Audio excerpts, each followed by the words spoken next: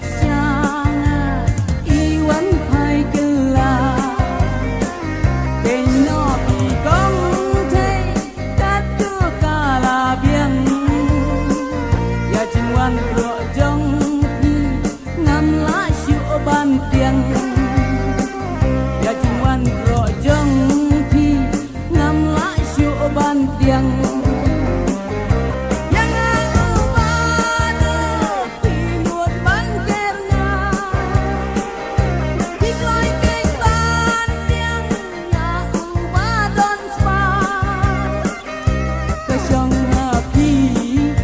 Hãy subscribe